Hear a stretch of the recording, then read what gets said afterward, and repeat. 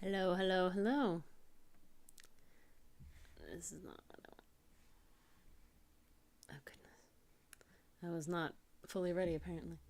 I was trying to. What's the word? I was trying to do my reel of the day. Oh, heck. Look. You got one, I got one, okay? That's how it works.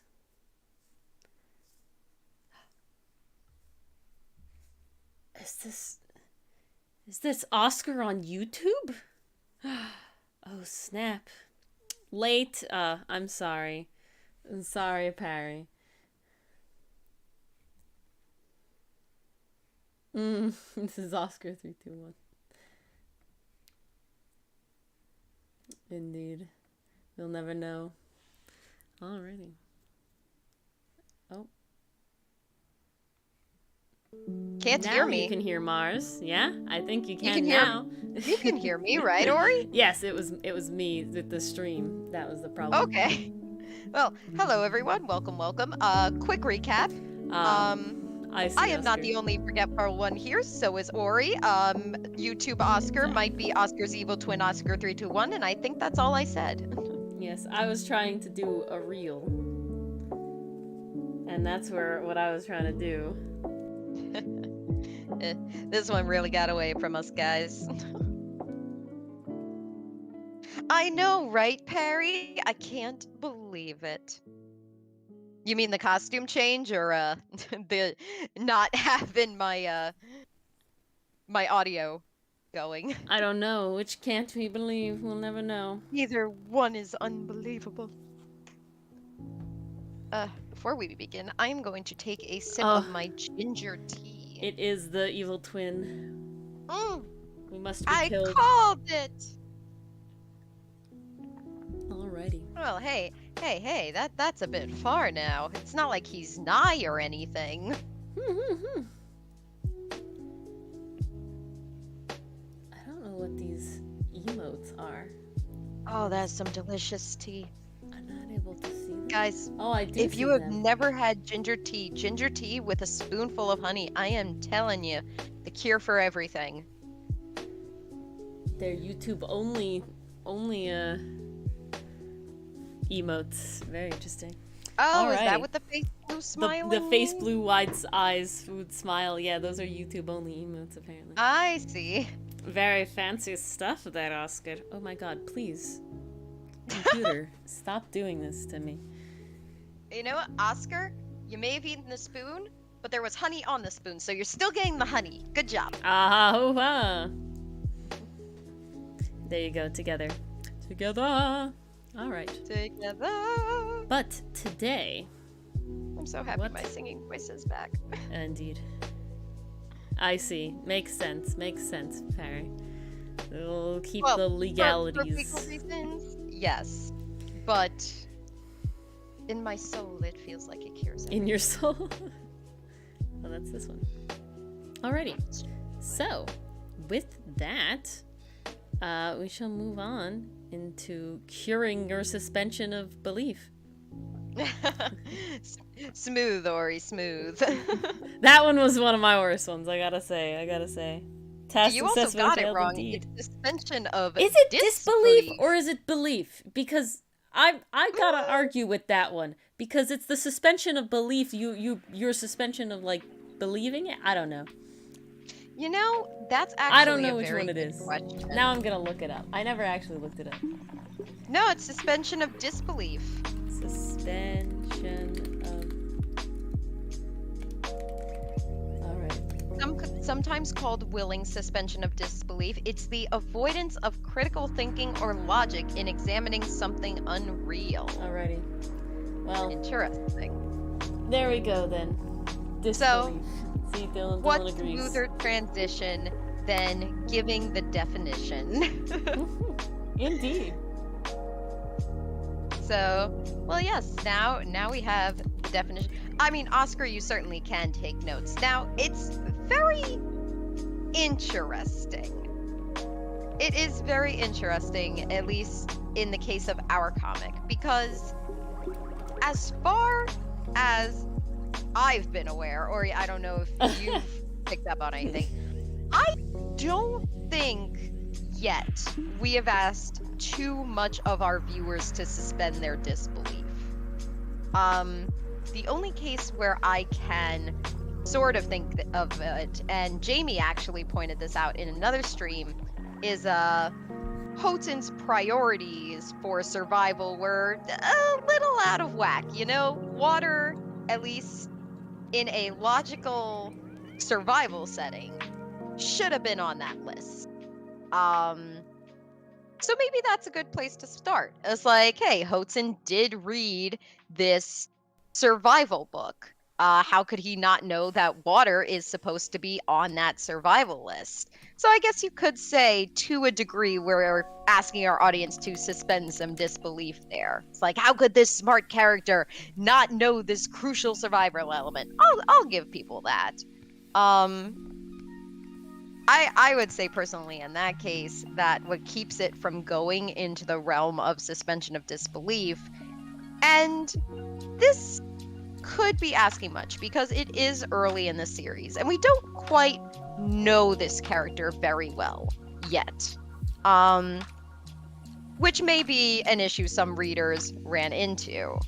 But it also plays a role in his characterization as well, because Hotun is not prepared for this trip. Like, yes, he did read the books. Hey, Adelport, going good? Going Hello, good. Adelport. How about your evening?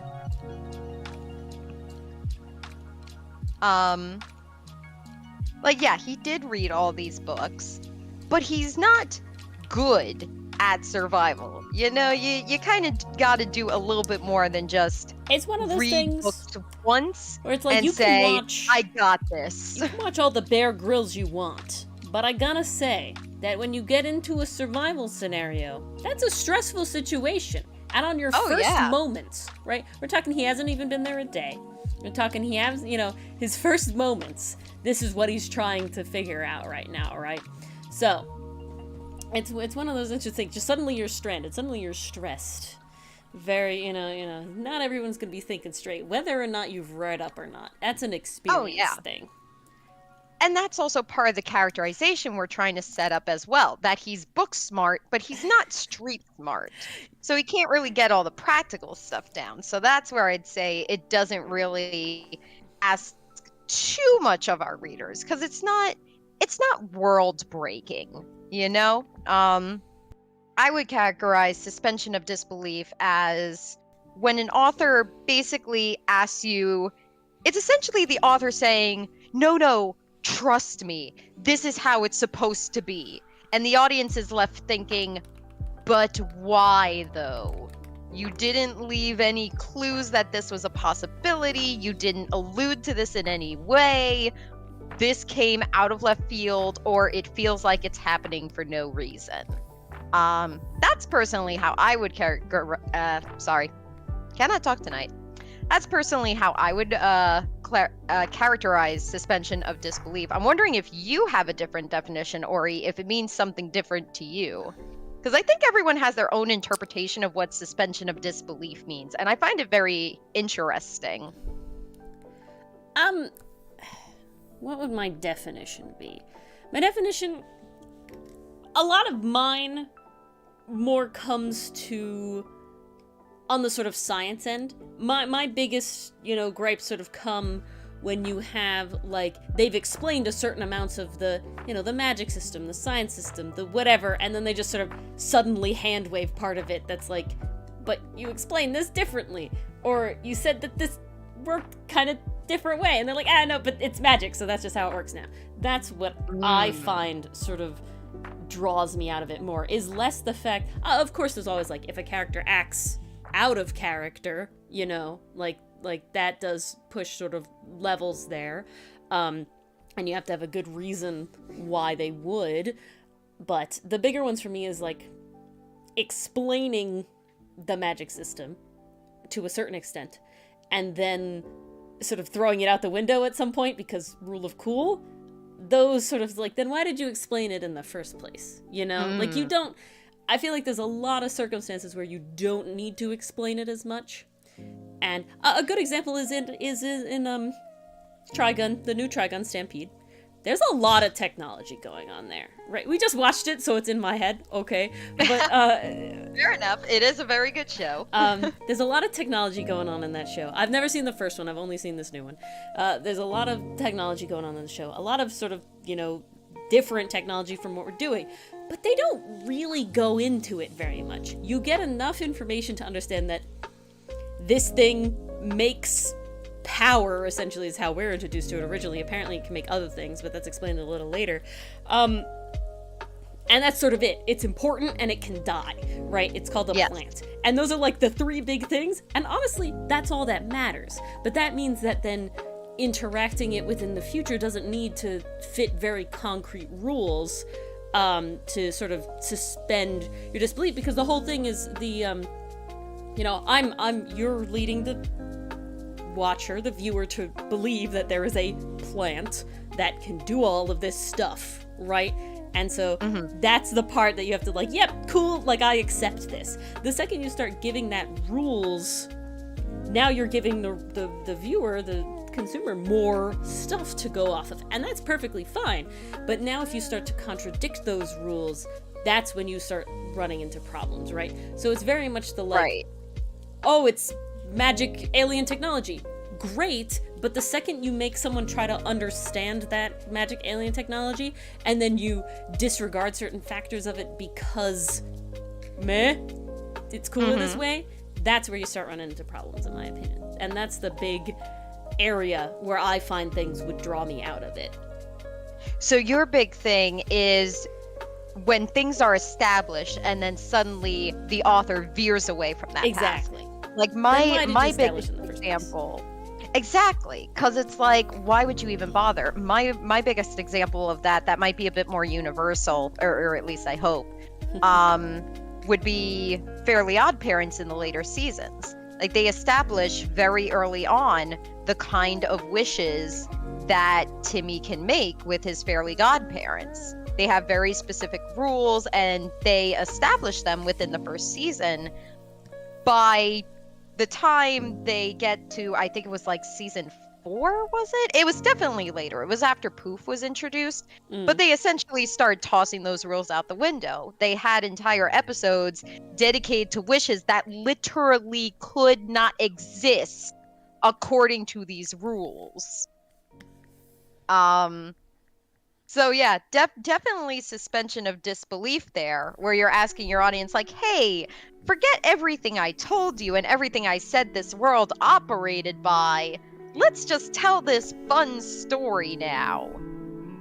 It's asking a lot from your audience, because you're essentially telling them, this is the problem you run into with suspension of disbelief. Because, especially with the example you brought up, Ori, and this is something I notice in like fandoms, the discourse and everything. One of the biggest issues people run into is that when you do it that way, when you establish rules and then you disregard them later on, you basically lead the audience to think, well, if that rule wasn't important, what else isn't important? What else can be like tossed away and thrown out? What else doesn't matter in this universe that I am invested in? And then you find yourself with an audience who feels like they wasted time being invested in your property. You do not want that. I don't think I need to state that, but you do not want that. I do want to say here, if anyone has any specific questions, it doesn't have to be about suspension of disbelief. It could be about anything. Please drop them in chat. I will do my best to respond to them. So Delport brings up a good doing entire research. Oh, multiverse problem. But yes, the multiverse problem. Multiverse is so complicated. And so, like, the phrase, what a delicate web we weave, or what a complex web we weave comes to mind when I think that. Tangled web. Okay. Even the metaphor is so... Oh, what a tangled web we weave, yes. What a tangled web we weave. Yes, that is the phrase that comes to mind. Multiverse is interesting and depending on what example, I'm not sure if you're talking about a more recent movie or just multiverse in general. I gotta say, it's a big ask. Taking Endgame for example, they spent a lot of time explaining the whole time travel thing because they knew And then they ruined that it. they were well. then they We'll see how ruined Phase it. 4 goes. No. It gets even worse.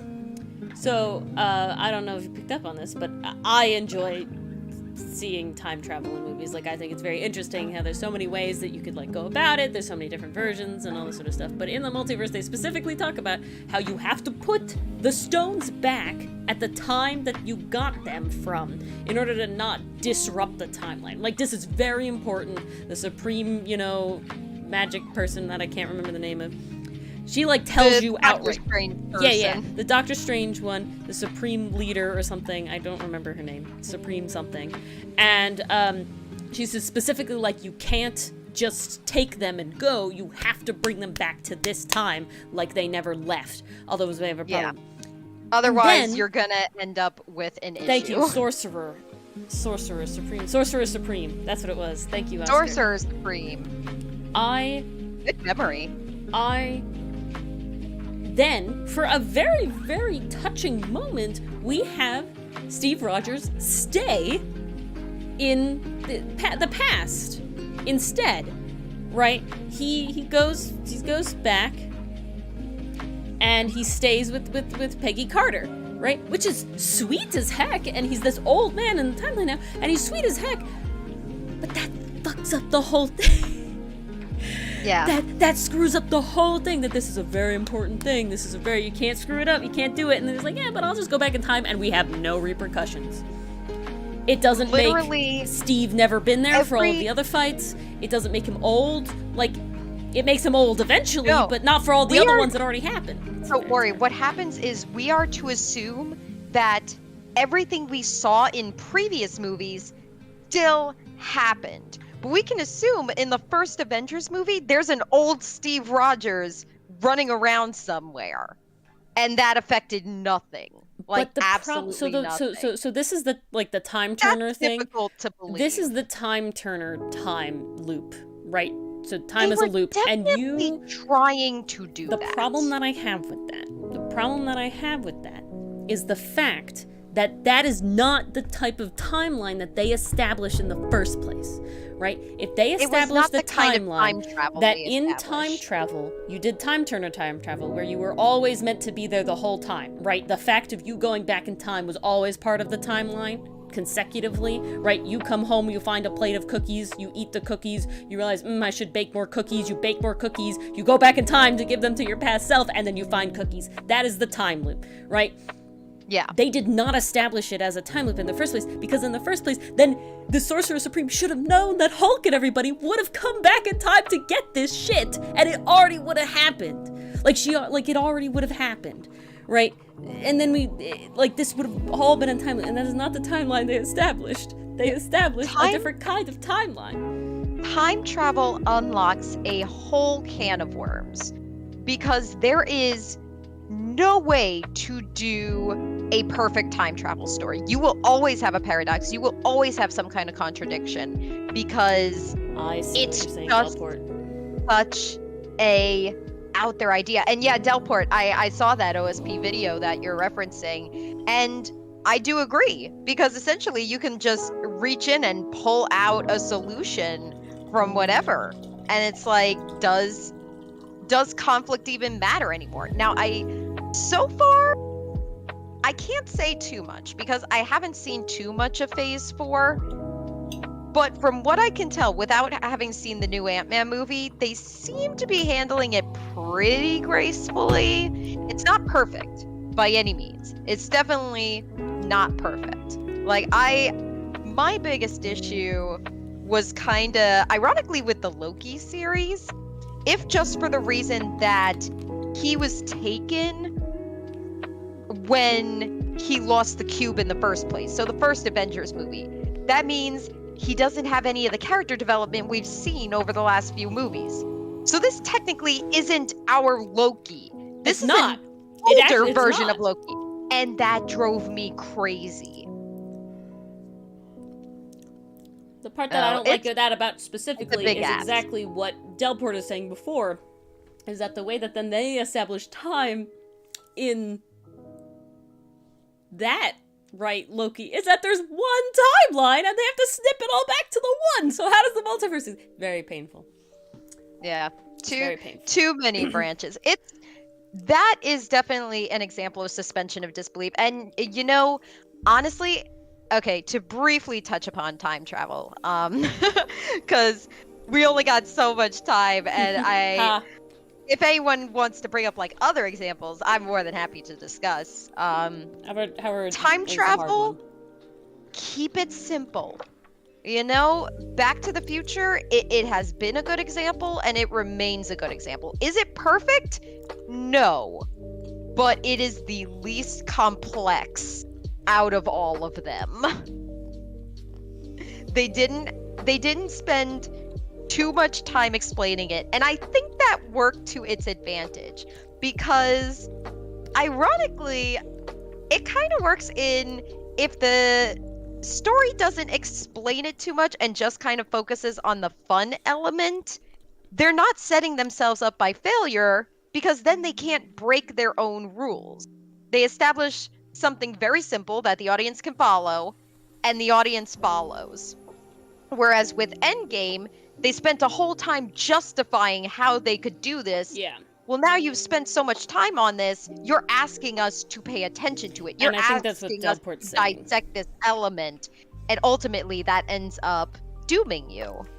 And that's the problem, right? The idea is that as a person, or even as a fan, you might want to go in and analyze, right? That's a very interesting pastime for a lot of people. I mean, that's how, a lot of theory channels exist, right? Is because of the desire to go in and analyze stuff. But when, what I believe Delport is saying is that using time travel as a narrative tool rather than super explaining it. I think another interesting one is sort of, is how Harry Potter does it with the Time Turner. They don't really talk about it that hard. You just watch it happen, and then you move on, right? And it's a narrative to telling the story of, Sirius Black and the Patronus and everything like that. But they're not, Hermione doesn't sit down and tell Harry how it works at any point. Yeah. She doesn't go into, all the intricate, But it's also a way of moving the plot forward, because the time travel element existed before we were introduced to the Time Turner. If you remember, in either the book or the movie, because it happens in both, there are brief scenes where Hermione appears and Ron's like, did you see where she came from? Where did she even come from? Mm-hmm. Yep. And that's alluding to that. Even before that, when they're going through their day, the day they're eventually going to time travel back to, the rock gets thrown through the window and Harry reacts to it. He knows he needs to get out of Hagrid's house. There's all these things leading up to it that the audience is like, why are these strange things happening? What's going on? And then we get our answers. Yeah, so we it's see the meant Patronus to be and the a whole bit thing. of an aha moment that keeps the plot moving forward. Exactly. And I think that's exactly right. It can't be a solution, right? It can't be a hand wave. That's the multiverse problem. Oh, you think you're saying the opposite?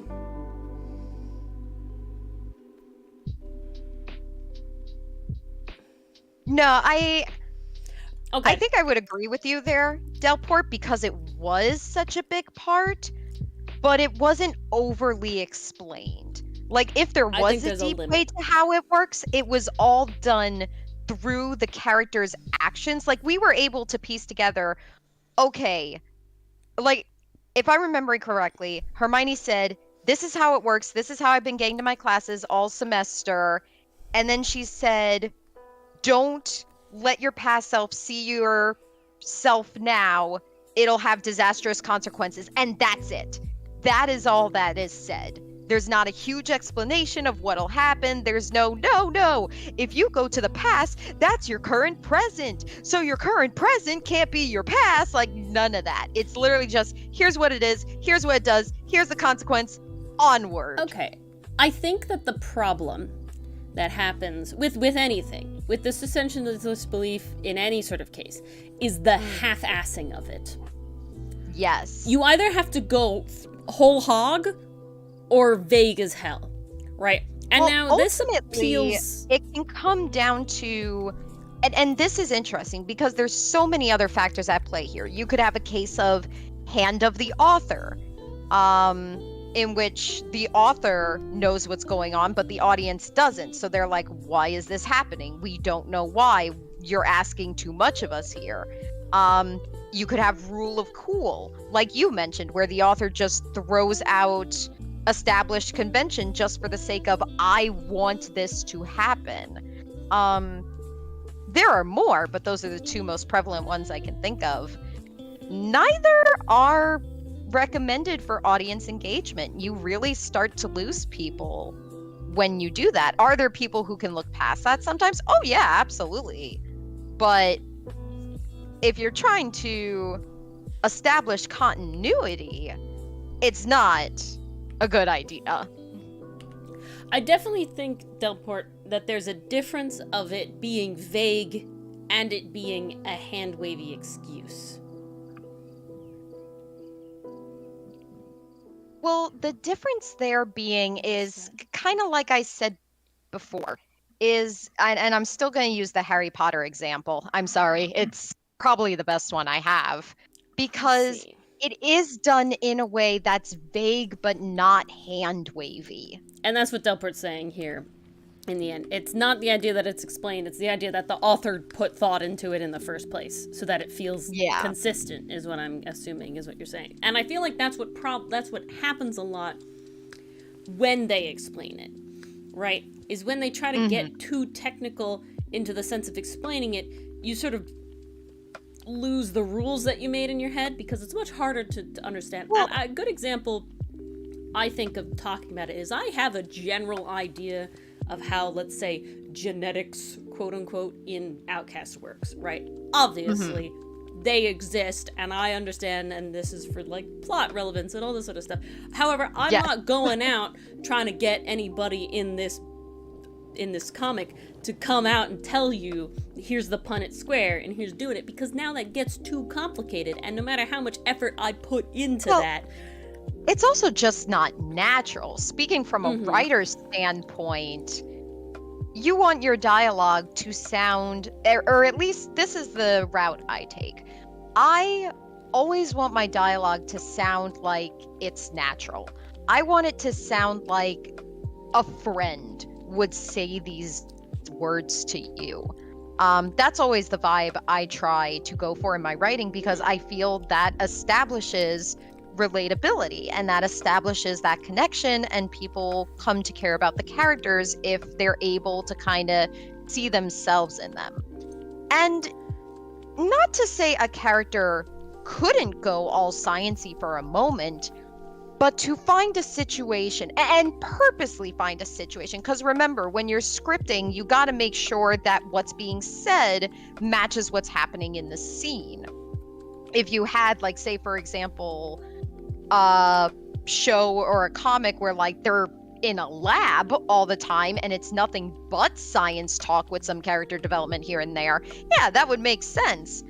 But for people who are on a pirate ship, who are a little more concerned about surviving, this would be very unnatural to bring into regular dialogue without it being completely ham-fisted. That's a case where I feel like hand of the author would come through very well. Because, like, oh, Sinnott isn't saying this because this is something Sinnott would say. This is being said because the author needs to get this information in there somehow, and this is the only vessel they had to do so. I think this is why people hate those sort of very narrative openings. The very, like, here's exposition dump openings, because it's like, why couldn't you tell me this in the story? Right? Why couldn't you tell me? Now, this is an interesting sort of thing, Mars, because it was brought up, you know, to us about how we did our comic so far.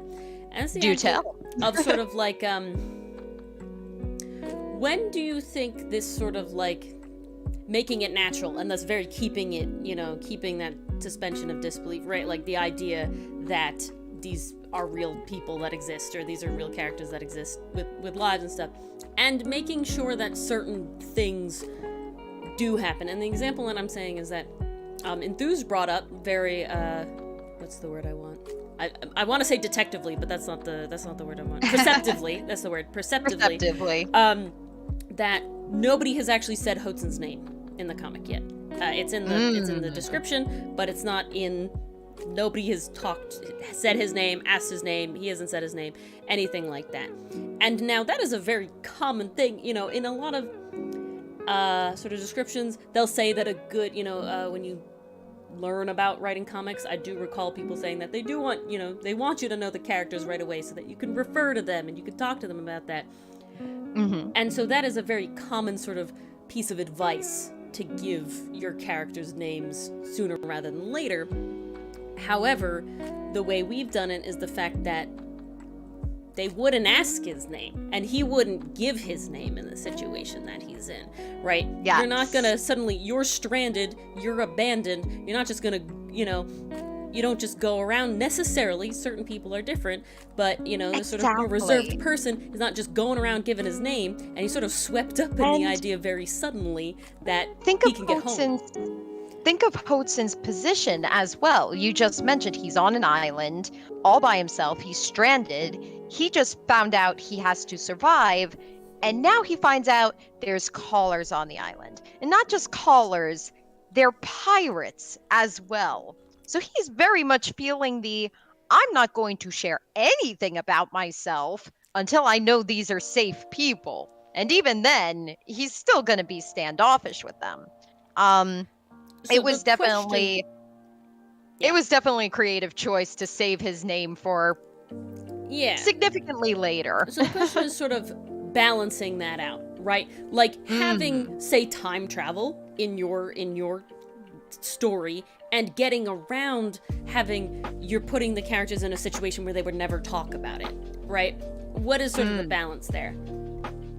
So you're asking specifically about time travel? No, just sort of in general, the idea that, like, there's something that could be very complicated, could be very, important to the plot. I'm saying like time travel or like, how the science thing works or how magic works, whatever. But you're not putting your characters in a situation because of the story. I see. Naturally coming across a way to describe this. Okay, I can definitely have an answer for this one. So it's a very interesting balance, because when you're telling a story, there are certain critical pieces of the world that you want your audience to know. It helps them, and I know I keep saying this word, honestly, like, take a shot of juice every time I say the word connection or relatability. Please don't. But I will say it again, because it is very important. You never really notice how much your investment comes down to, I am interested in this world, or I see the world I live in this world, or I see the differences between this world and my world. That's what sucks you in. So I do always come back to that relatability and connection between worlds, characters. But there will always be information that you have to get across in order to establish that connection. The question is, how do you bring it up in a way that feels natural? That can depend on what type of characters and what avenue you're trying to deliver that information. Maybe not avenue, I'd say modality. That could be dialogue, narrative, or even just through simple layout. Like, nothing, you can ask your audience to do a little bit of the work. You don't have to spoon feed things to them. And honestly, that is something I myself like to do. I'll bring up the Vash the Stampede example again. I knew you were gonna. You knew I was gonna. You knew I was gonna. It's too good.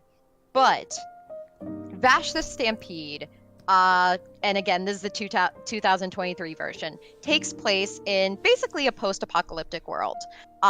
It's all desert. There's an ocean desert. There's no water. Everything's dried up. It's very Mad Max meets Dune. If any of you like those vibes, please check out the show. Really it's good. so damn good. But back to the point. There's a line that one of the characters says. He's talking about like why he doesn't have bullets on him. And he mentions They're expensive. well, no, he doesn't. He Oh, well, doesn't not yet. outright say they're expensive. He says, I could buy 2 pizzas for the price of a bullet. Yes. That's very subtle. It's not outright saying, because this character could have very easily said, well, I can't afford them. They're too expensive. But instead, they had him say, I could buy 2 pizzas instead for the price of that.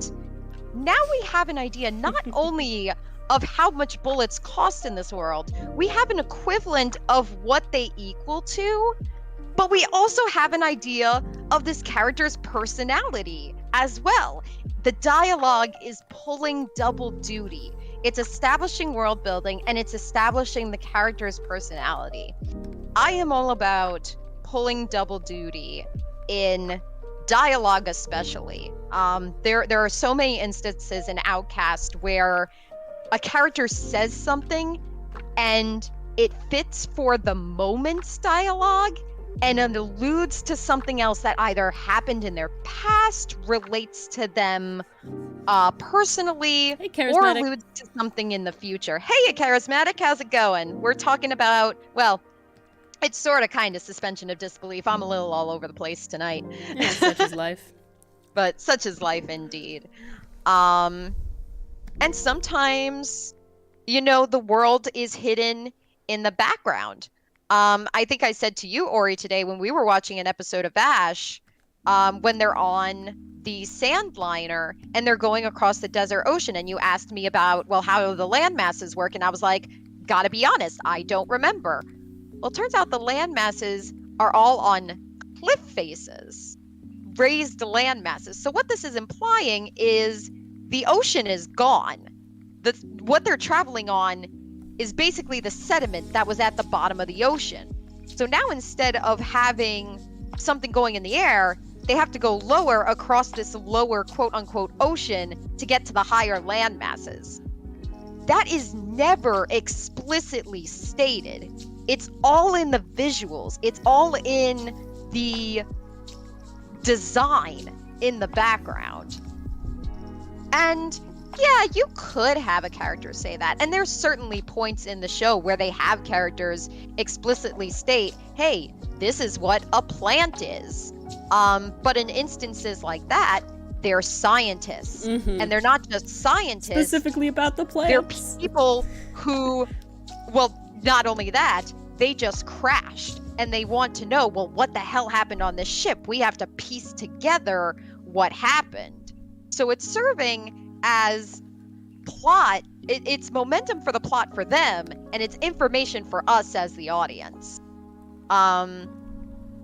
It really does come down to what modality you would like to use, because I've certainly seen the old exposition, a character sits down and explains, and it's not like that's outright bad. One of the things I want to emphasize here is you should never feel pigeonholed into delivering information about your world a certain way.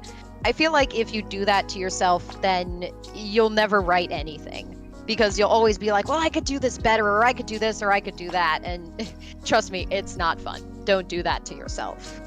So It's just kind of you just kind of do it in a way that works. And sometimes your audience has to sit through exposition. Sometimes that is the only way for it to happen. So don't I'm worry. sorry, I interrupted No, you, no, no. Ori. I was gonna move on to another question. So Oh, glad go you for finished. Oh, so I'm glad Delport- you're out of the creative block, Charismatic. Indeed, charismatic, very good. Yeah, I see what you're saying about Firefly Delport. Oh, I never watched that, but I heard good things. What Delport said before was talking about the classic phrase of write what you know, right? And so certain authors do better with the sort of time travel and stuff because they just have whatever background or hobby knowledge that was required to make it sort of work out that way. And I thought it was sort of interesting as sort of based on our backgrounds and sort of the story that we're writing. What do you feel like about that? Because I know sometimes with like Ferrix is more on like a mechanical engineering side, which is not your background. Of course, there's a lot more like plant biology stuff that is, of course, you know, leaning more in my area. You know, how do you feel being the writer and not necessarily always writing exactly what you know?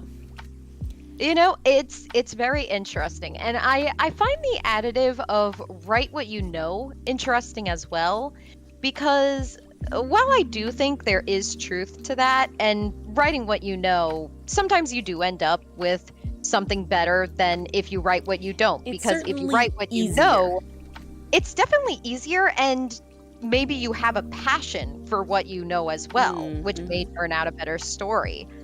But what I find personally is when I come across something I don't know, like say it's interesting for a comic. It's very interesting for a comic because I do get to cheat a little bit. I don't need to describe what Ferrix's gadgets look like because they're drawn. If I were writing a book, I would have to. But I do get to cheat a little bit with a comic. However, let's say, for example, Sinnott has to talk some plant knowledge. Well, guys, I hate to tell you, this is where research comes in. When they say, check a writer's browser history and all you'll find is the most random shit, they're not lying. Because if you don't know what you're writing about, then it's going to be hard to deliver a convincing story depending on what you're writing about. This is a very interesting example. If any of you are watching Blue Lock this season, Blue Lock is a very interesting sports anime all about soccer. And basically what it's doing, it's taking that formula of team building. It's taking that team dynamic and it's throwing it out the window and turning it into an individual sport. Basically, an I'm looking out for number one plot line. It's very interesting. It's definitely got a Hunger Games feel to it, which I did not expect, but I'm very much enjoying it. Ori, it is not a Power of Friendship anime. They set you up in the first. They set you up in the first episode to kind of expect it, and then they throw that guy out the door. I was thinking about that show. Amazing. So now you're telling me no. Sad. It is still very good. I don't want to. It looks good. Like that. It looks cool, you know. But here's the thing. Here's what's interesting about that is essentially the show comes down to breaking the conventions of traditional soccer. Well, you can't break any rules unless you know those rules inside and out, especially if you're going to tear them down into something the sport isn't about, because passes are a thing in soccer. You need to rely on your teammates in soccer. And now we have a whole anime that's about no. It's all about you. Bog. You need to be the superior character, well, essentially.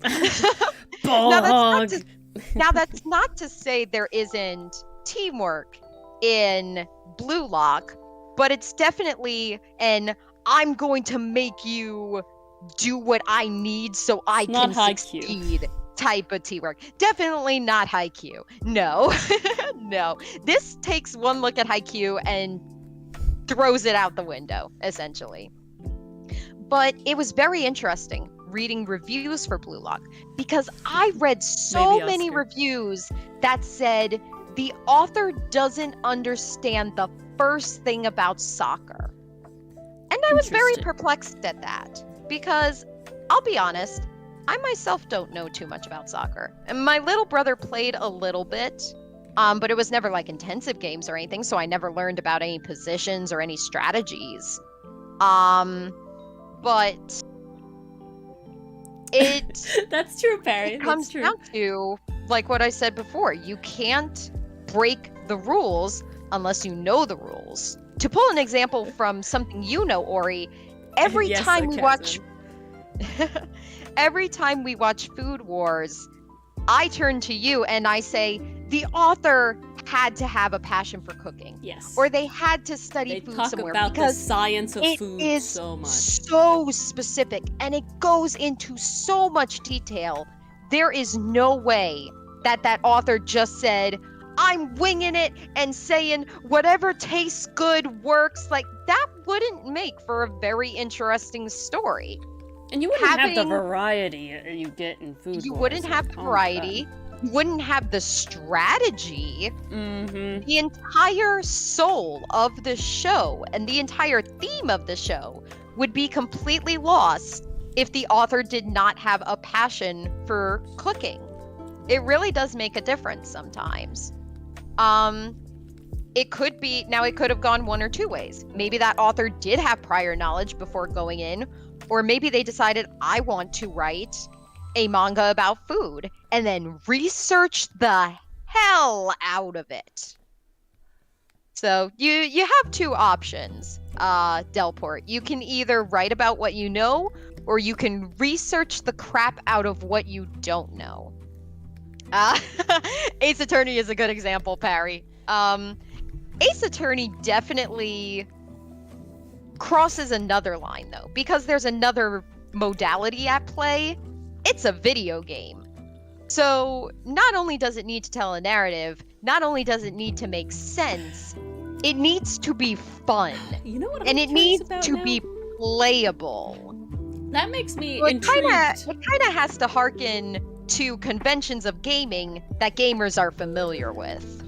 What that intrigues me That's another barrier. about is the idea of, I wonder how the anime would stack up then compared to the game itself. You know, so I did watch the Ace Attorney anime. I think I only No watched the spoilers. first season. Oh no, but I can't I'm thinking give about spoilers anymore. We beat watch it. party after we get Trials and Tribulations done. Oh, it's gonna be a very long watch party. Who cares? Well, it'd be multiple times. Okay, that. I'd be down. Yeah, but It continue. was good. So it was interesting because I did watch the anime, and I do remember being intrigued in the cases, but I remember having more fun actually playing them. Yeah, don't. And that's worry. because I actually got to go through the motions of finding the clues, Mhm. putting it all together. It was an interactive experience. It wasn't just watching. And this is one of the things I love so much, to go back to what I said much earlier. This is what I love so much about not spoon feeding the audience, because it is difficult to make a series, to make something engaging. It's difficult to make something that's meant to be watched interactive. How do you do that? Somebody's sitting on a couch or sitting on their laptop. How do you get them to engage with your world? Well, you can't make them play it like a point and click adventure game. That'd be an entirely different medium. You have to make them think about it. That's how you get the interactivity. That's how you get the theories. And that's your workaround. Mm-hmm. I'm just catching up on the comments here.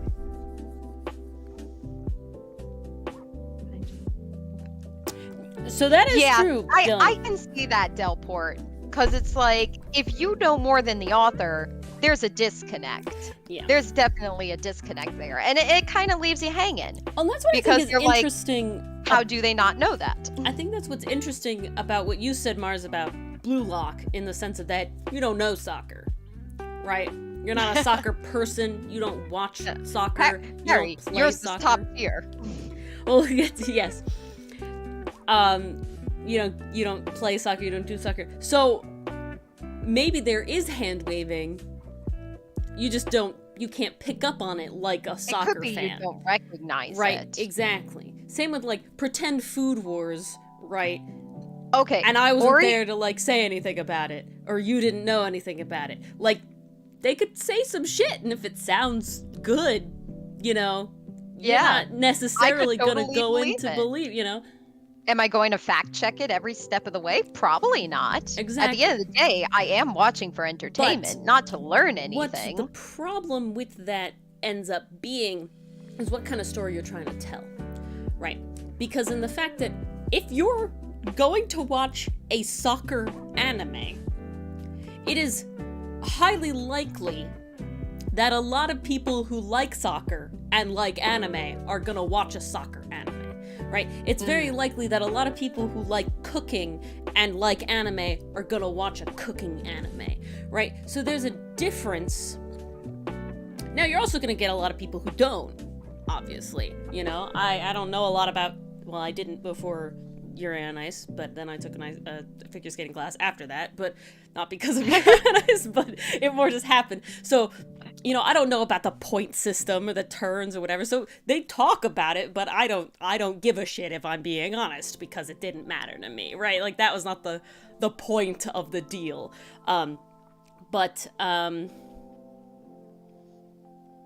That's like the whole thing, is that it's when your story is meant to appeal to the people that do like the thing you're making it all about, you actually have to put in a lot more effort. Versus, for example, let's say, I'm not trying to get a geneticist to read Outcast, right? Like that is not the goal. It's not a story about genetics. So the vast majority of the audience is likely not as, like, learned in genetics. So I could probably hand-wave it a little more than if it was all about a genome or something, if that made sense. I think that's an interesting sort of thing. That definitely is. I'm just reading Del Parrot's comment about Star Trek here. Oh, that's interesting. You know, I can't comment too much on Star Trek per se, because I'll be honest, I haven't watched the newer stuff. I like the old stuff. I do like the old stuff. I like the old actors, but I haven't seen too much of the new stuff. Sometimes it can depend on where the writer's focus is. Like, if they're focusing on the story, but the problem with that is if they leave a whole bunch of plot holes in their wake, well, then the story starts falling apart. Because if you have people who think about those plot holes, they're going to keep questioning them, and they're not going to care about your story, as we can see here. So, Dylan sort of brings up an interesting point about sort of the... Can't tell if his Ace Attorney arc in Pathfinder that we played recently is enhanced because of his law knowledge and makes it like that, or could he make it fun work without? You know, I think it's a very interesting side thing. Now, our table consists of 5 people, including Dylan. 3 of them have... Well, 2 of them went to law school / going to law school, and one of them was a poli-sci major that is a paralegal right now. So 3 of the 5 have pretty distinct law-related knowledge and interests, of all of the same state, because they all live in the same, state, and so there's very similar knowledge. However, Mars and I don't, right? All the law knowledge I know is from dating Dylan, and thus him talking about it, and that is it. So I have a little more than Mars, but I wouldn't still say that I have, like, an interest in it, like obviously the 3 of them do. And so, as a layman, we do know certain things about the law, right? As a layperson, you do know general ideas about the law because you exist within it, right? But definitely down to, like, the intricacies that gets talked about, like when we ask Dylan questions on Ace Attorney or these sort of things, is very specific and not stuff that obviously we know or not, if it's acceptable or not. Now, I think there's 2 issues with Ace Attorney, and it being, I don't think that the biggest issue for me personally as a layman is the fact that it is not law accurate. because Dylan, you probably find a lot more issues with it than I would if you weren't around. It's the fact that I, as a layperson, still find law issues with it, right? If that makes sense. I, as a layperson, still find law issues that aren't me misinterpreting the law as somebody who never studied it, but is me actually knowing the law from existing and it being wrong. That's what gets me. So that's the big one about it's like, oh, you know, if little Edgeworth shot his father by throwing a gun in pitch black because his father was being assaulted, like, murder's not a murder. murderer. That gets me, because I, as just a human living in the United States, knows that that's bullshit. And so that's the sort of thing that gets me. Now, I do think, Dylan, 100% that you could indeed make a very interesting Pathfinder experience that we had without knowing the actual law, and without making it so akin to the actual law as you did.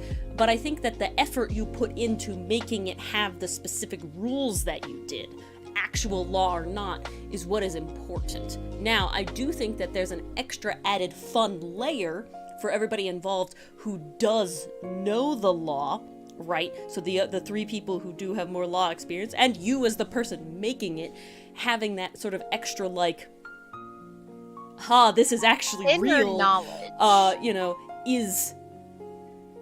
makes it important for you and your sort of audience specifically. And so what I think and is engaging. I think the difference is that Capcom did not make Ace Attorney to get lawyers to play their game, right? They made Ace Attorney to get 12-year-olds to play their game. And sometimes I'm still a little concerned about that, because there's some weird moments in it that I'm like, really? This is that young? But, you know, children, right? Nobody who's gone to law school, right? The fact that, that we play it is not their original intended audience. So I think that's the difference, versus when you made it for Pathfinder. Yeah, exactly, don't worry. Exactly, field experience. But because you and then the amount of people at our table that have that specific law experience, you're catering it more towards that demographic. So if you were to make a law game that was specifically for the gamer lawyers of the world, I think it would be much better that you made it more correct to... Accurate, I think is the word you're looking for. The game be enhanced for a teen if the game used real laws. I'm gonna say no. I think you could have an identical game with or without using real world laws. I think it is interesting for the low percentage of people who at the age of playing Ace Attorney would be interested in the law, that those specific people could have an enhanced experience about they know it, but I don't think overall as a whole thing that's sort of what it hinges on.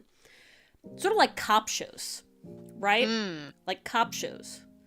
My mother loves cop shows, loves detective shows. She doesn't know the first thing about that shit, and probably everything that she knows is from watching those shows, and a lot of it is bad.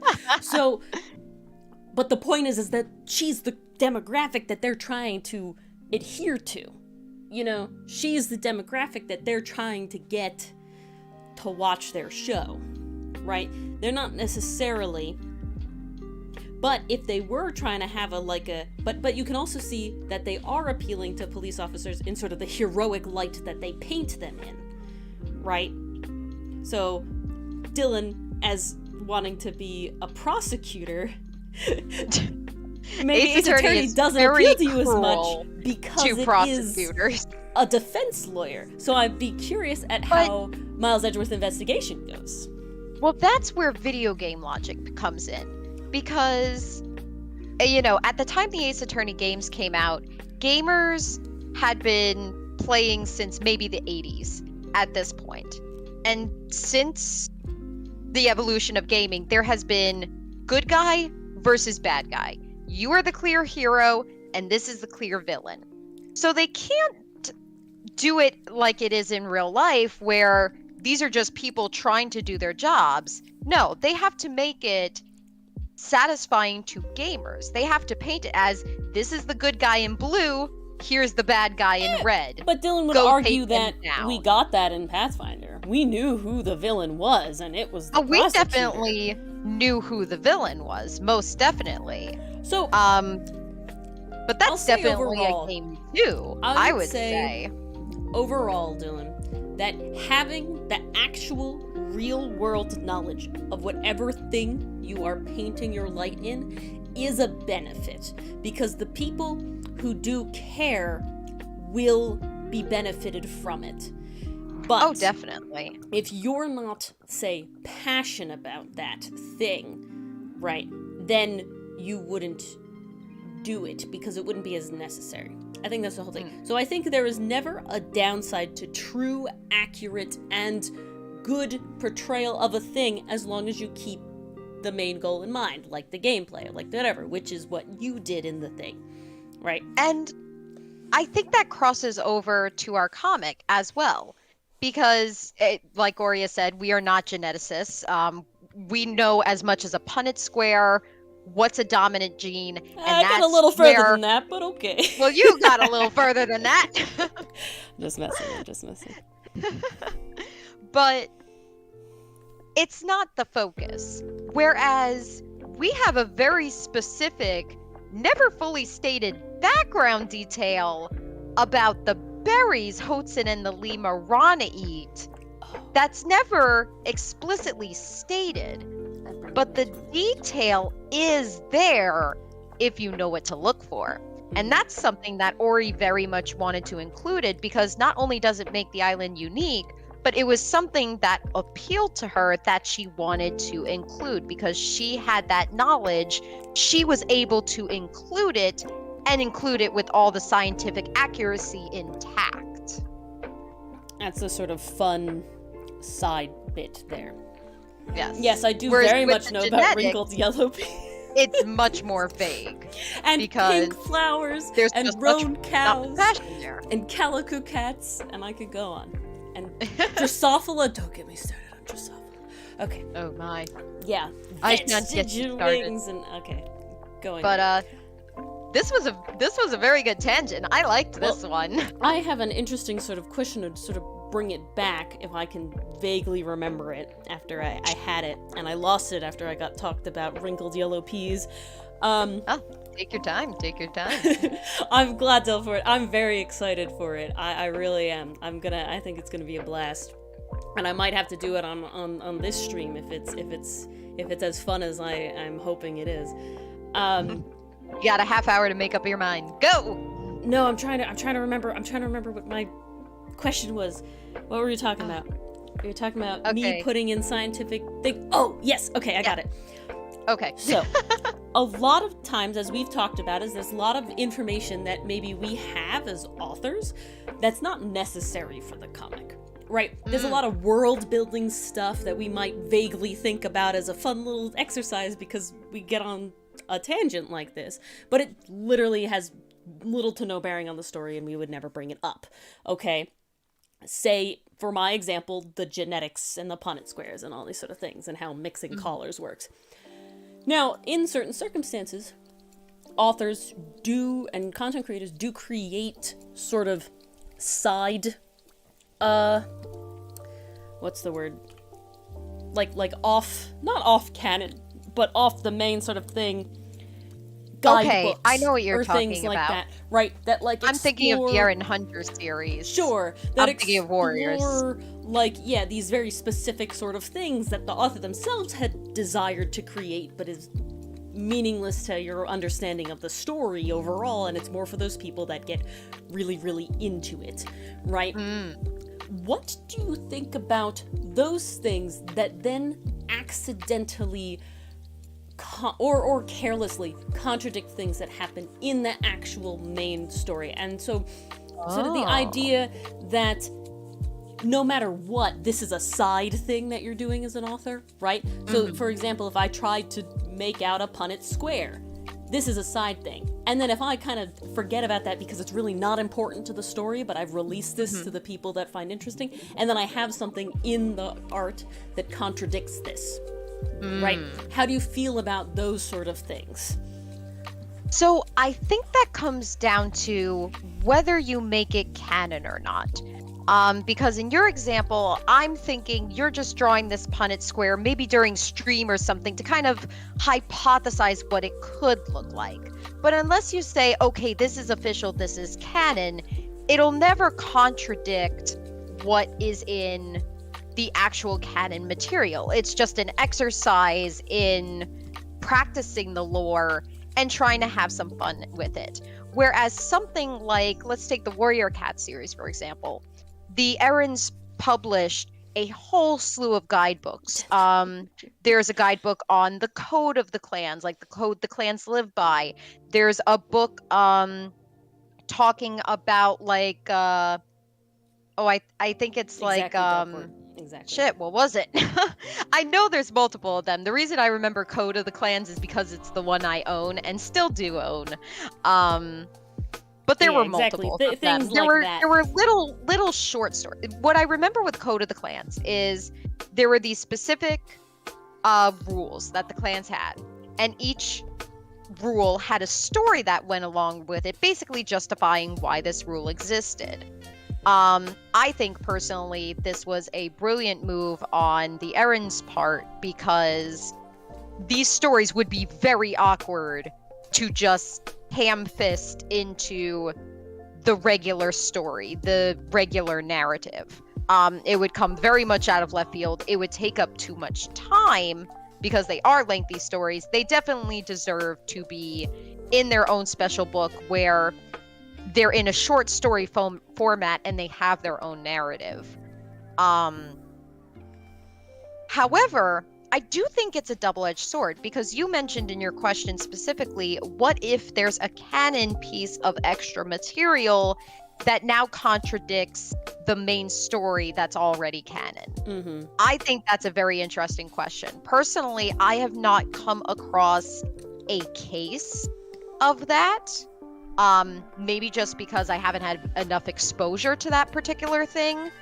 But I imagine it's a trap that a lot of authors could potentially fall into because it may be easy to kind of fall into Rule of Cool or even think like, hey, this is a side story and I'm just having fun with it. But if it's extra material, like for example with these Warrior Cat books, casual readers might just stick to the main series, but the people who are really invested, really into it, want to know more of these stories, these rules, this world building. Well, they're the ones who care the most.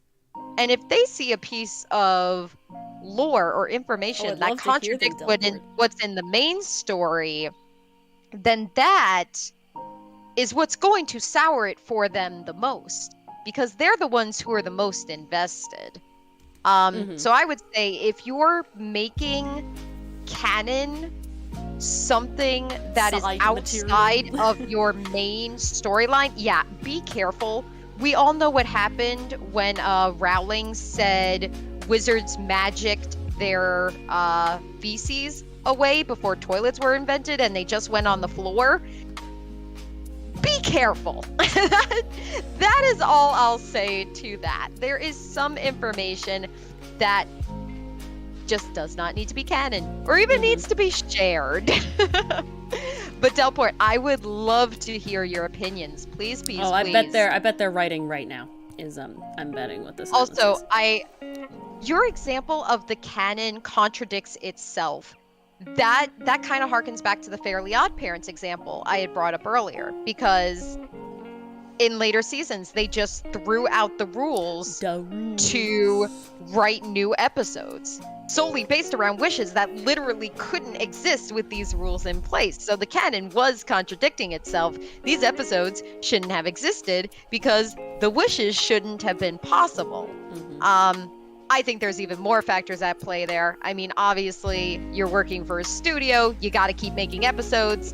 You get kind of desperate or you're gonna get shut down. You have a quota to meet, unfortunately.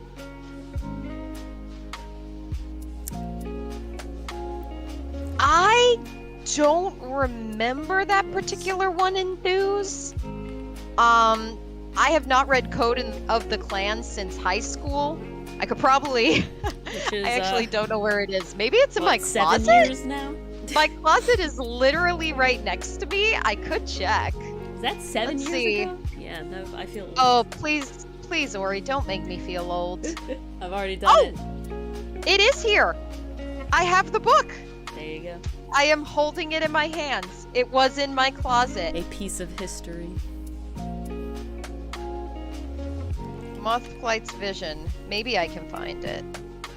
Well, I think Mothlight's vision is in a different one, they're saying, and if it contradicts a is story it? told in Code of the Clans, I think is what they're asking. Oh, I Mothlight's gotta vision be honest, is its own Enthuse. book.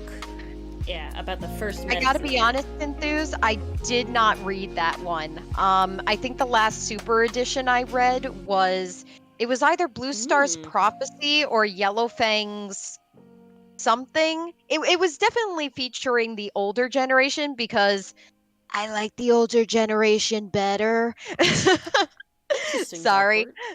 Makes sense, though. Religious canon is a very... Enthuse, if you want to briefly summarize Mothflight's vision and like explain how you think it contradicts, I'd be more than happy to weigh in and give my opinion on that.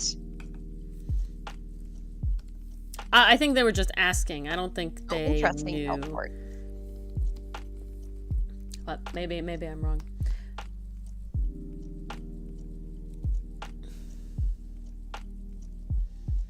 Oh. I see. Oh, of course, of course. Never. Yeah, no, Getting it's spicy. used. I am an old Warrior Cats fan. I remember when I think came it was. out. Don't make What was me it? The feel Power old. of 3 was still releasing. Yeah. What was that with Hollyleaf, Lionheart, and Jayfeather? Yeah. And I think that was the last one I read. And then I just skipped to the one where Firestar died because he was the only one I cared about anymore. I really didn't care for Dovewing and Ivy Pool, was it? Yeah, I think that's what it was. Yeah, I really didn't care for them. Sorry.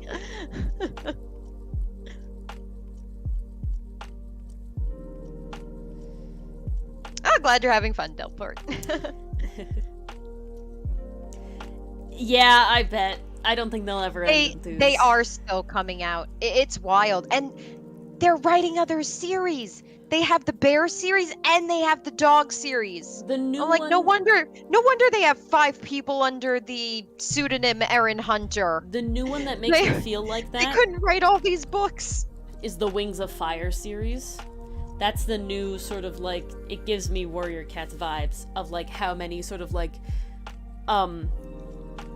new groups there are essentially within the same Oh, my cousins world. love that series. I read the graphic novels because I like the art. But then I saw how many there were and that they were all novels, so I was like, oh god, this gives me Warrior Cats vibes.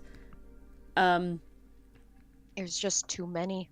There's a lot. No, to go on a very quick tangent, you know the series I'm impressed that's still coming out with books? Magic Treehouse. I know!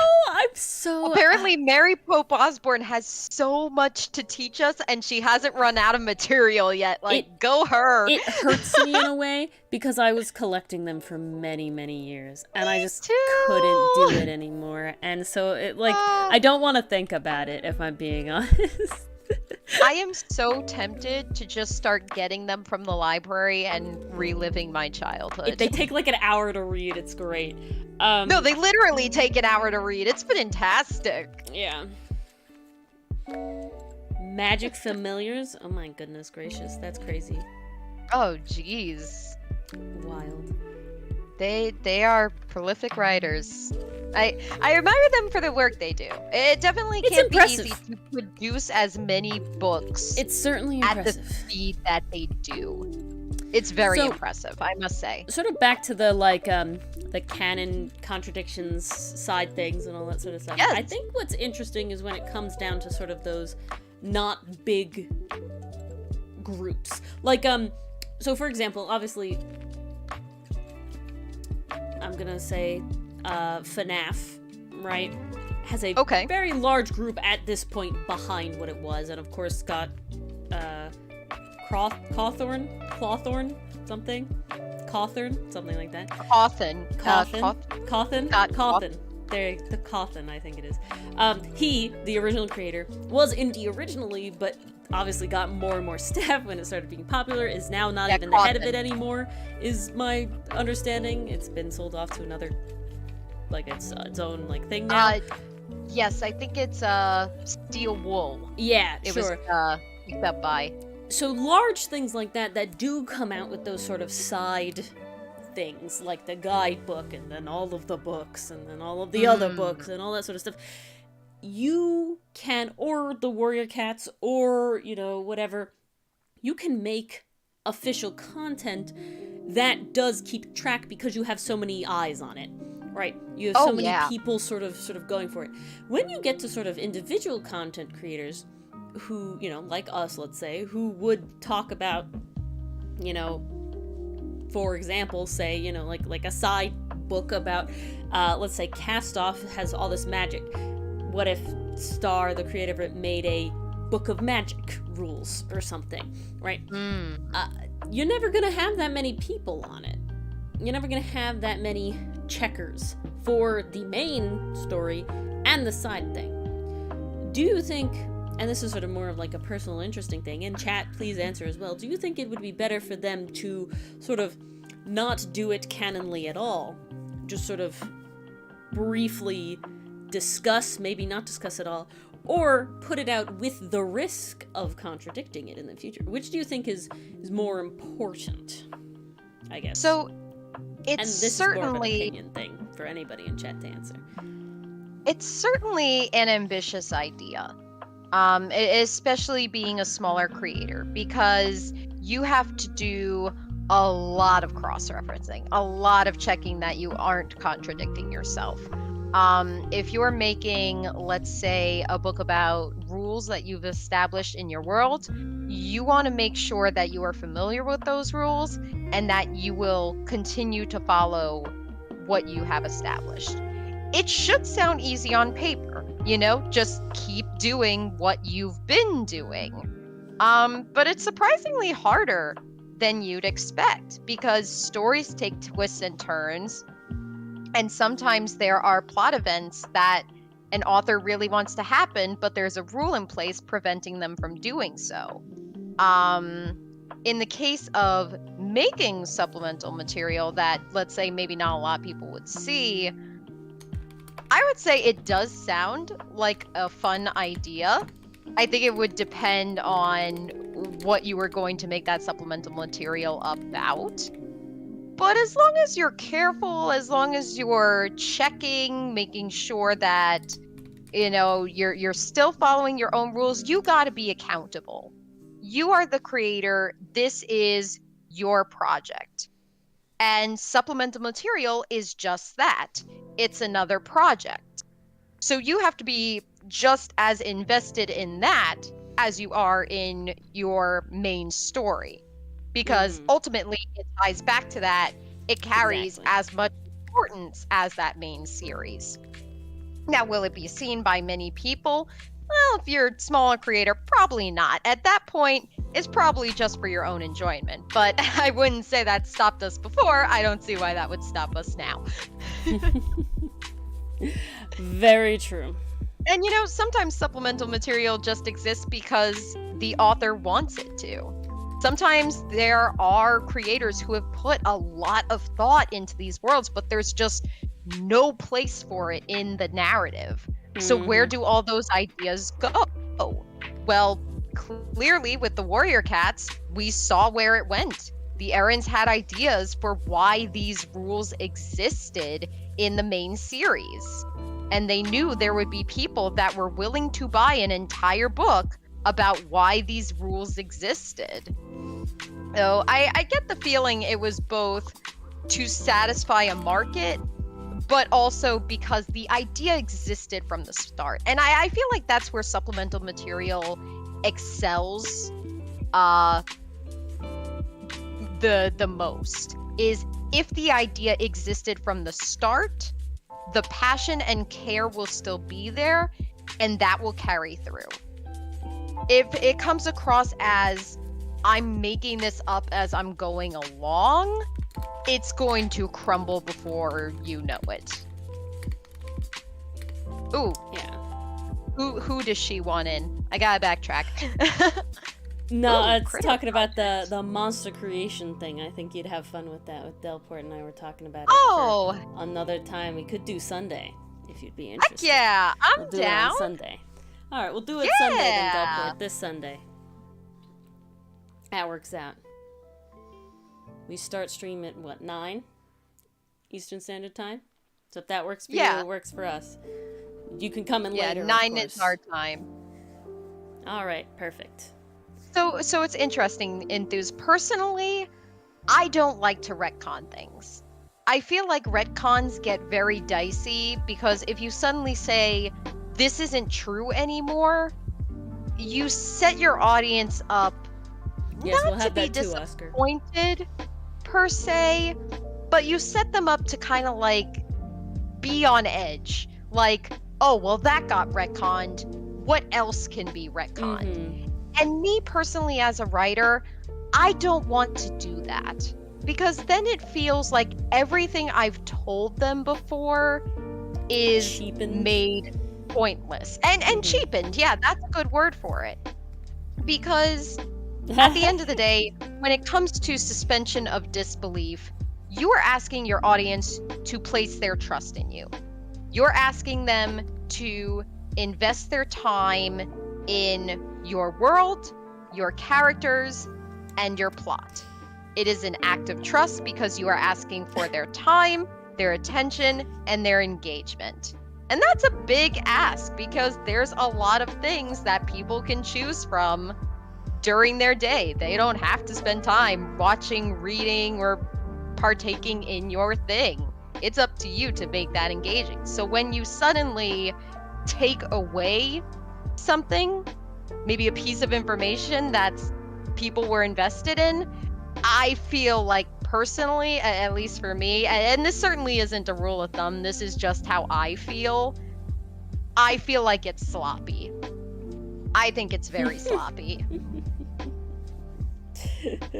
So I try to avoid it at all costs. If I end up in a situation where I do have to do a retcon, I mean, I will go through with it, but I certainly won't be happy about it. And I certainly will not be happy with myself for letting it happen. Mm-hmm. It's funny, Dylan. Miss Molly was very important to our law knowledge on that last one, no doubt. Yeah, that was ironic. Worked out. Yeah, she tried. She succeeded. Don't sell her short. She succeeded. She Yes. definitely doesn't have the pretty words, but darn it if she can't read from a book and share the material with her companions. It's okay. Let Corey help there. No, you were like the ace up our sleeve. You and Doug both. No, That's Loria why and I got were just arrested. Loria and I were just fighting for our lives at the end of that thing. I felt like Phoenix Wright's like, wait, I got a bullshit. I plan to give Casimir gold coins for his assistance in both being the witness and not being an attorney, and then trying to actually like admit and get arrested instead of me. Oh, you owe him. You so owe him. No, I don't think I owe him. However, like, Corey is understanding that Casimir speaks with money, and she is more than happy to pay him for his services when he's helpful. It works out.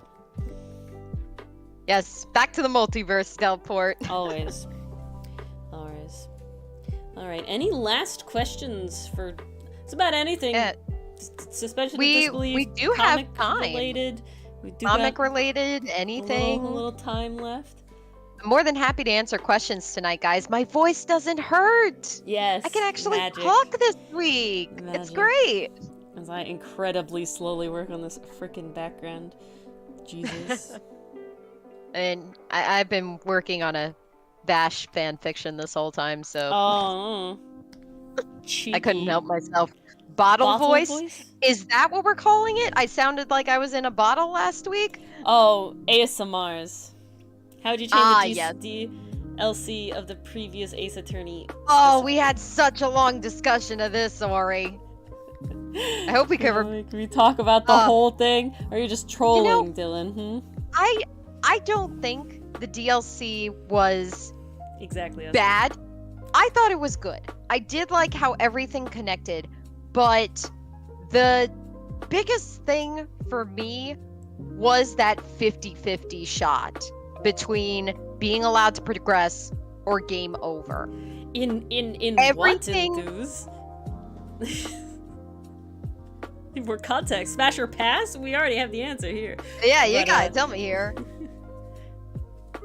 Ooh, here's a question for you, Ori.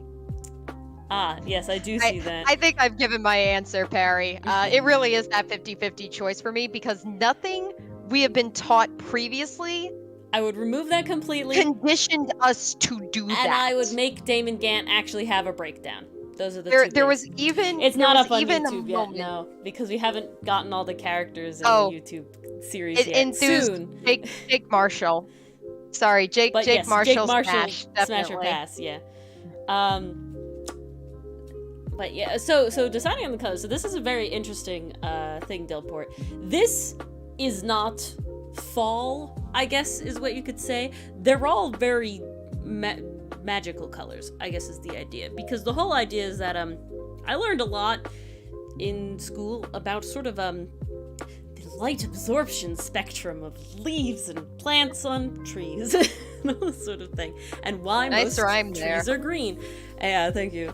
And why, as expected of our resident most bard. plants are green, and why you have certain plants that are red, like certain maples and those sort of things, or white, have sort of different. Yeah, I know, didn't even know it. Have different light absorptions, and it causes them to be adapted for different areas and scenarios. And what is interesting is, especially when you see sort of a lot of plants and grasses that are exposed to a lot more water, you get a lot crazier colors. You get sort of these more yellows, you get sort of these more lighter greens and all this sort of stuff. And so what we wanted to do is that, since this is an island that is sort of in the middle of the ocean, the majority of the light that is being reflected is like a green-blue, right? And because of this, I had this sort of idea that it would be interesting if the trees had adapted to absorb less of that light, specifically so they weren't sunburnt in some way. That is how they adapted, because if they got too much of that light reflection versus through the atmosphere, and sort of had this thing, and it made it this very sort of, I guess, Galapagos-esque sort of experience for Hudson. Was the idea that this is a very niche sort of area, and that sort of evolved, that idea mostly just evolved into a very Wonderland sunset palette, where none of the plants were the quote-unquote common right color. And yeah, so it ended up in these sort of, like cotton candy and these sort of sunset ones and all this idea. So certain trees, the very largest tree that the treehouse exists in, is based off a locust. But beyond that, and the second largest tree there is based off a horse chestnut, but beyond this sort of very vague of, like, I used the inspiration of their form and their leaves and all these sort of things, yes, so there are enthus, in a way, but sort of that sort of morphed into what they are. My biggest example with that enthus is the way I drew sort of quote-unquote palms, and it is the idea that, yeah, it was like palm trees, but they have actual leaves instead of fronds, and so it's like a sort of fusion there like that. Yeah, needles is a big one as well. So there's sort of certain plants that are more specific. When I draw backgrounds like this, it's definitely vaguer, because for two reasons. One, it gets faded out a lot more, so it's not really worth the effort.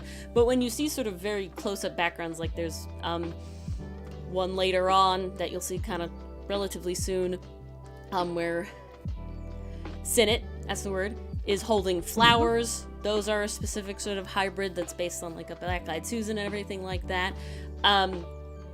So the specific ones are the food that they eat do have like specific, like there's like chili lilies, which I realize rhymes, but it wasn't meant to be.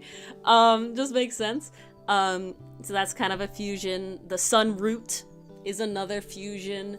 So the specific ones that do come up are listed as specific fusions, but the ones that are just sort of this pretty background started as a vaguely scientific concept and just sort of morphed into fun, mystical, I guess, Wonderland-esque background. And that was sort of the idea that it's this very separate place from the rest of the world. So this first grouping of comics that we have, of entries that we have almost finished, it takes almost solely on the island.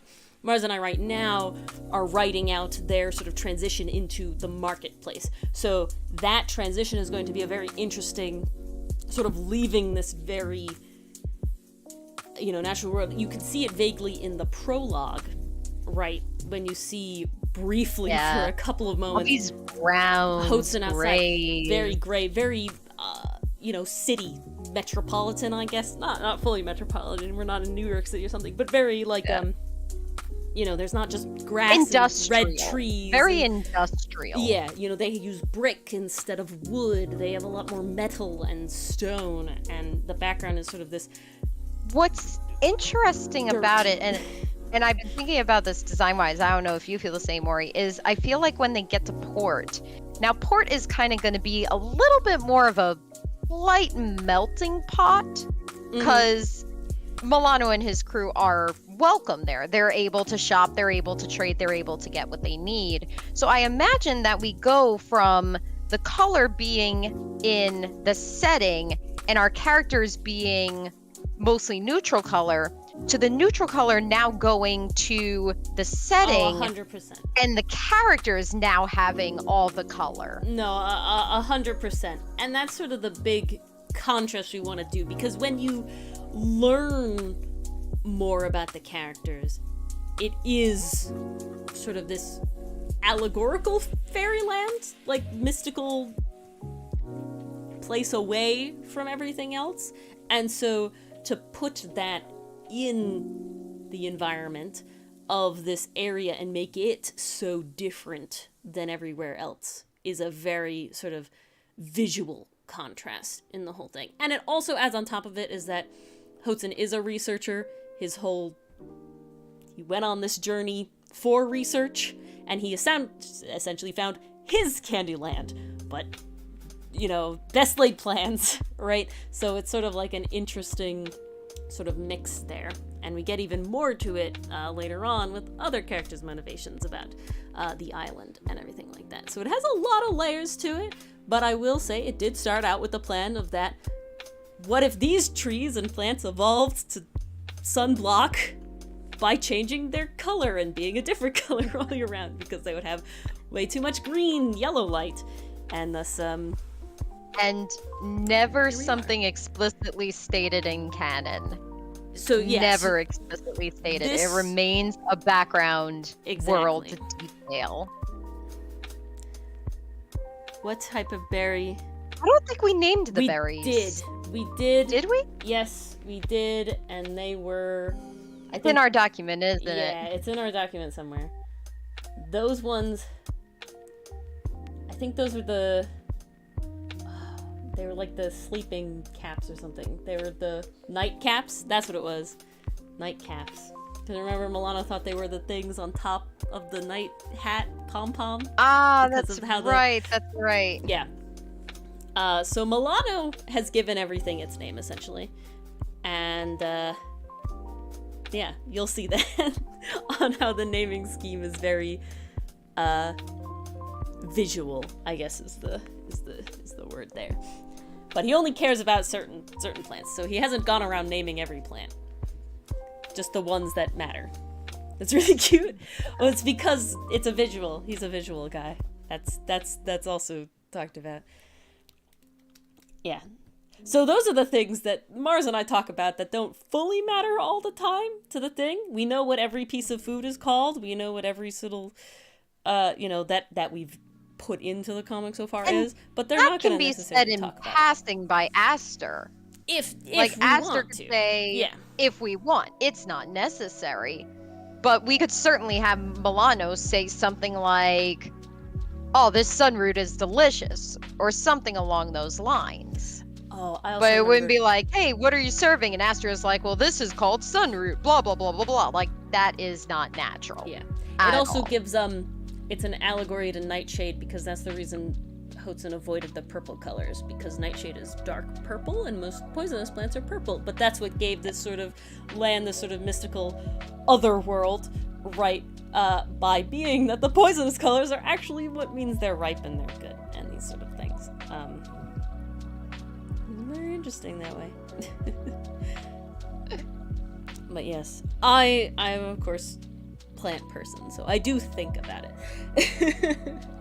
a decent amount. But there is still hand waving that goes involved. It is sort of like I look at a plant for design wise. I look at a plant and I go, I really like this aspect of it, and I will move it into stuff. So I will think about certain aspects of what the plants matter, like how plants work and how they have to exist and these sort of things. So I won't just, if a plant is floating in midair, like, there's gotta be a lot of stuff going on for that sort of thing, because my favorite is the sort of science magic hybrid, and that's sort of what Outcast is. Outcast is obviously not our world, right? And it's obviously not, but it is a believable world. It's definitely fantastical in a certain extent, but it's fantastical in sort of like the colors existing has a hand wave to it, right? Like, we obviously don't have that. Yeah. And if you really want to get into evolution and genetics and stuff,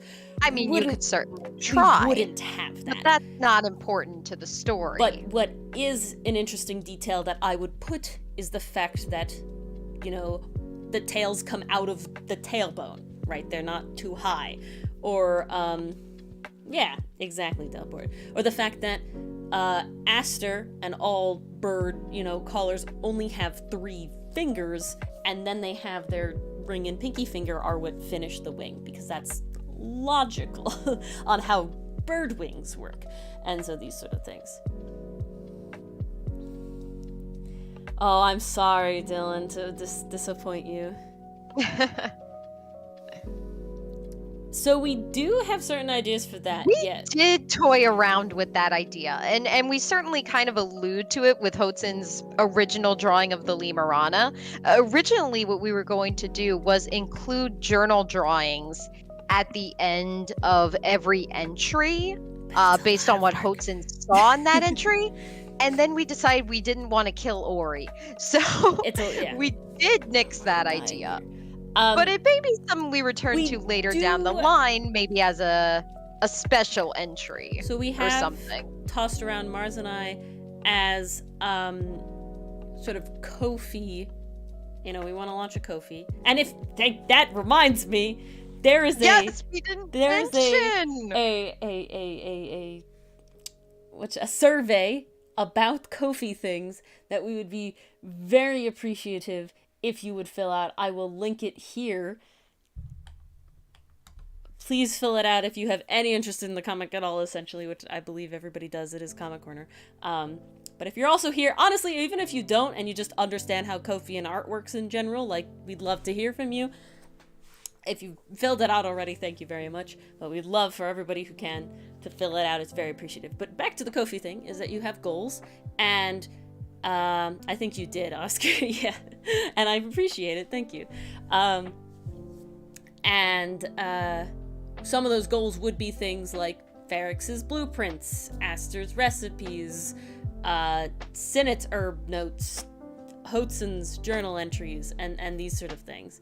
And so that would be like a small form content thing, but thankfully all of those stuff is not necessarily canon screwy. So it's definitely much easier to do than trying to come up with a whole sort of world of food chains, because to be honest, and this is I guess a fault of mine in a sense, is the fact of that multiple times in my existence in life from very young ages, I have desired to create fun, fantastical monsters. And I'm gonna tell you, where does this always lead into food chain shenanigans? I'm not joking. I have multiple old sketchbooks from elementary school age that have I'll have to find it, but it has I know exactly what the book looks like, and it has fantastical land that has a map, and it has multiple, just honestly very random fantastical animals that all have food chain rules. Okay, I don't know why I like food chains, but it's very important to me that a food chain exists when I make fantastical creatures for whatever reason. That's like an innate thing in my soul, apparently. And that gets out of hand very fast, because when you learn about food chains in elementary school, they're very simple. They're not very simple. That's why we actually use the word food web, and then it gets worse. So, to make an entire guidebook would be a very large, sort of exercise in my own restraint that I don't know if I could put upon myself. In that sense. So yeah, that was that tangent. There. And now you know a little more about me. And I feel like that's accurate, Oscar. Nerdism. Yeah, no, I'm literally like, if I stand up, I might find it. I did. I can't easily show you right now, but I do have the book, and it starts out with... Oh, is it on the other side? There's a map in this one. It's gotta be this one. Is it not this one? Oh. No, I got the wrong book. It wasn't this book? Alright, never mind. No! This is an old D&D book.